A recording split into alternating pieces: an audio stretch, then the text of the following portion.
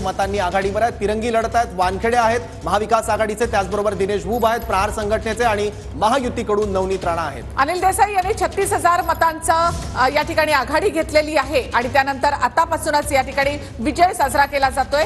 तर अमोल कीर्तिकर 4,755 मतांनी आघाडीवर आहेत।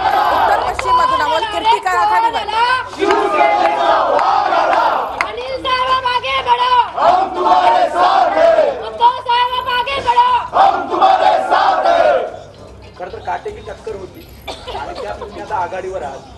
अजून काउंटिंग सुरू आहे आणि एवढ्या घाईनं एवढ्या यानं या सगळ्या गोष्टी बोलणं म्हणजे मी एकतर उमेदवार म्हणून एक मतदार म्हणून सुद्धा स्वतः आणि एक जबाबदार नागरिक म्हणून जे आपण लोकशाहीची तत्त्व सगळी पाळतो तर आज आपण म्हणताय त्याप्रमाणे काउंट अजून सुरू आहे, आघाडी आहे आणि हे सगळं जे आपण बघतोय।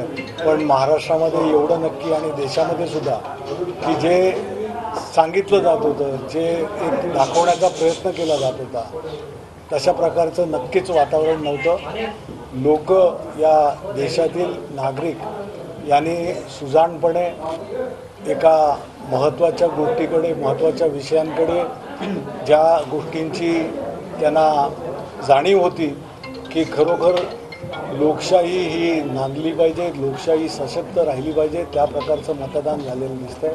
अजूनही ट्रेंड्स सुरू आहेत, अजून आपण या निष्कर्षाला किंवा याला येऊ शकत नाही, परंतु बघता आणि ज्या पद्धतीनं खास करून महाराष्ट्रामध्ये शिवसेना उद्धव बाळासाहेब ठाकरे पक्षाकडे ज्या रीतीनं जे राजकारण झालं गेल्या 2-2.5 वर्षांमध्ये तर एक पुन्हा फिनिक्स पक्षासारखा जो आज आपण उभे राहिलो, उद्धवजींचं नेतृत्व हेच बोलकं आहे। महाविकास आघाडीचं नेतृत्व उद्धवजी, शरदचंद्र पवारजी, काँग्रेसचे नेते हे सगळे करत होते आणि महाविकास आघाडीचं जे आकडे तुम्ही बघतायत यामध्ये सुद्धा वाढ झालेली तुम्हाला आता थोड्या वेळात निश्चितच दिसेल। आणि जी दिल्लीत इंडिया आघाडीच्या होणाऱ्या सगळ्या बैठकांना सातत्यानं तुम्ही प्रतिनिधित्व करत होता, आता पुढची वाटचाल म्हणजे सकाळी संजय राऊतांनी बोलताना इंडिकेशन दिलं की राहुल गांधी यांची त्यांनी परिस्तुती केली, त्यांनी तुफान आणलं।